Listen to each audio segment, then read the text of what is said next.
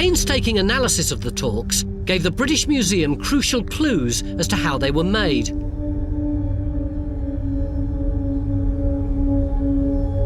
It was obvious the Iceni must have been master craftsmen using some highly sophisticated techniques.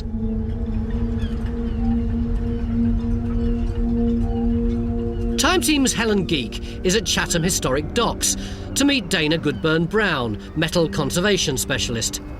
Together, they're going to attempt to make a replica Torc using Iron Age craft skills. So it's made up of lots and lots of really thin little wires. Impressive, isn't it? So one of these big strands has got 3 strands within it, and each one of those is made up of 2 twisted together. So if there's 48 lengths of wire, how long is that in total? We think that's like close to 19 metres of wire. Golly. And how on earth do you make this wire? It's so fine. In the past, this had to be hand-hammered. Yeah. So you would cast it as far as you could in thickness, and then you place it on the anvil.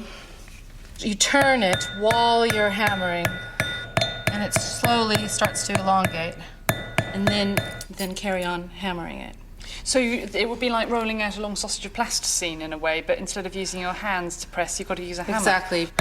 Because just like with dough, you put a bit of water in if it's starting to crack. Yeah. With metal, you have to heat it up. And then, and when you heat it up, it oxidizes, and then you dip it in acid, and then you get going again. Okay.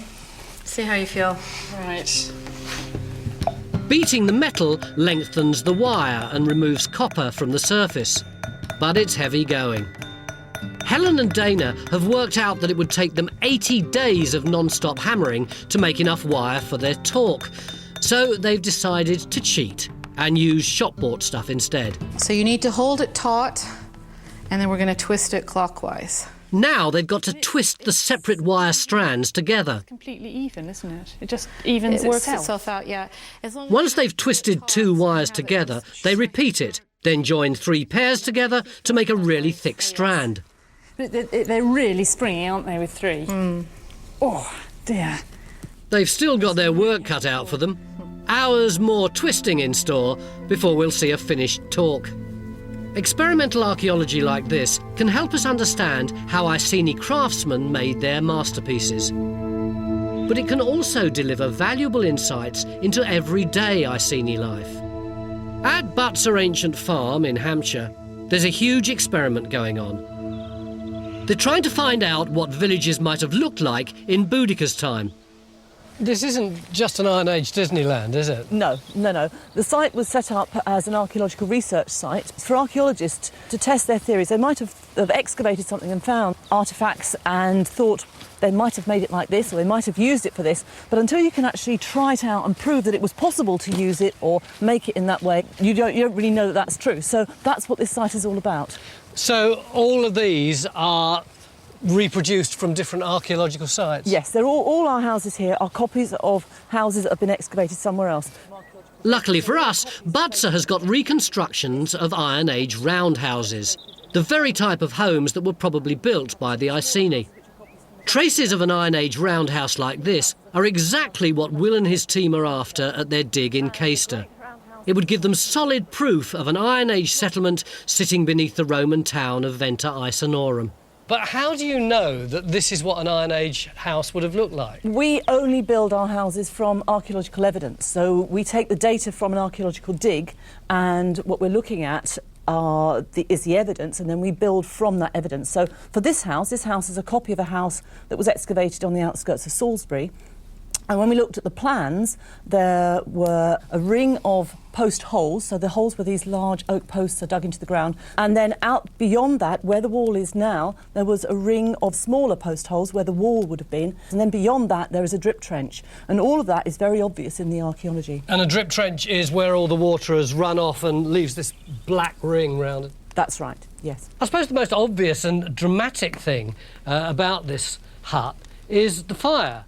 I would have expected a great big hole for the smoke to come out. Well, we don't think they ever needed a hole for the smoke to go out. It acts as a kind of vortex with the shape of the roof, and the draft coming in the house will force the heat and the spark and the fire. It will try and find a way out, and it will head for that hole. And the temperature around the edge of the hole gets so hot that it will actually catch fire. But then you do have the problem of smoke.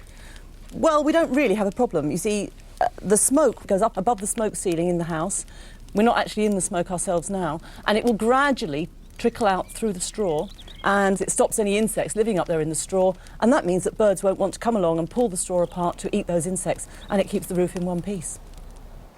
So Iron Age houses were far more sophisticated than you might have imagined.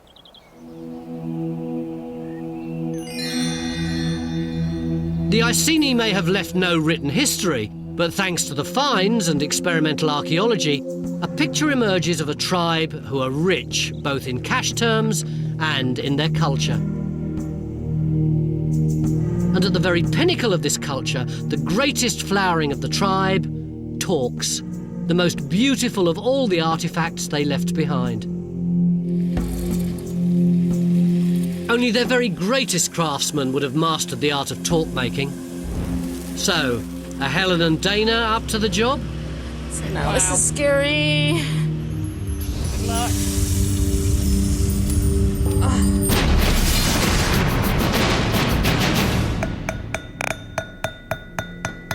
Time Team's Helen Geek and experimental archaeologist Dana Goodburn-Brown are making a replica Iceni Torc. They're using the original Iron Age methods in order to learn about the skills needed to create these fantastic objects. They've now reached the most delicate stage, attaching the ends or terminals to the collar. Pressing that in tightly. And then pulling it up. Trying Lovely. In order to faithfully reproduce Iron Age techniques, they're using a process known as the lost wax method to cast the terminal. Golly, that's amazing to see it coming out of the clay. You shouldn't kind of study these things without having tried to do this, should you? Doesn't it Because give you a new appreciation? Completely different appreciation of what all the marks on it might mean. Yeah, exactly. Well, that's why I started experimenting. This is my 500 grams of silver. Okay. The final step is to pour molten silver into this mould. Dana must heat it to a blistering 1,000 degrees centigrade. Okay, it's molten. Fantastic. So now this is scary. Good luck.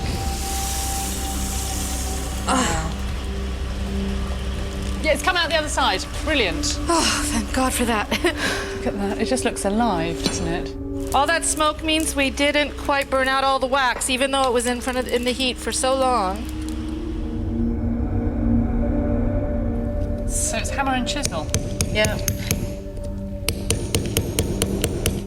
Oh. What do you see a hole? No, it looks perfect. I can see that there's some relief on the front, but oh, Is it it's shiny. It's beautiful. Is it It is so magical seeing that emerge from out of what is essentially a lump of just mud. get the rest of this away. That's brilliant. That's pretty close. That's absolutely fantastic. So. Wait a minute, though. It's not Don't coming pull off. it hard, though, just in case. Let me feel. No, that is really solidly attached. You've done it. If you don't look at the back and you tidy up the front, do you want to be the one? I'll put it on. But be then you can careful of see all it. those spiky bits. I will. Oh, it's heavy. How does it feel? It feels good. Do you though. feel important? I do. It gives you bearing and poise. It's an important piece of jewellery, isn't it? Yeah. Wow. Beautiful talks like this reveal just how advanced Iceni culture must once have been. A complex, sophisticated society that had developed over many centuries. But in AD 43, this way of life was suddenly under threat. The Romans arrived in Britain, and they were going to run the country their way. They couldn't garrison everywhere, so they used a technique which the Roman emperors had been operating ever since the time of Augustus, at least 50, 60 years before the invasion of Britain in AD 43, and that's the concept of the client king, which was this idea of having reliable states on your frontiers that are your friends that are on side, who you subsidise and keep under control. And that's what they did with a lot of lowland Britain. 11 British tribes signed up to become client kingdoms, including the Iceni. On the surface, it was a good deal. The Iceni gained the clout and support of Rome against their enemies, while Rome acquired an ally who'd look after her local interests. first, this setup worked well. The top people really adopted this Roman way of life. And as for the poor people at the bottom of society, the peasant farmers, they were living essentially an Iron Age way of life in their round houses. And they were quite happy as long as the Romans left them alone. But the Romans couldn't really leave them alone. Small pockets of resistance to Roman rule were holding out in the west. The Druids. The Romans believed that if they were ever to truly conquer Britain, the Druids must be wiped out. But moving their legions up to fight Druids in Wales would leave them exposed back in the south. So the Romans demanded that the Iceni hand over all their weapons.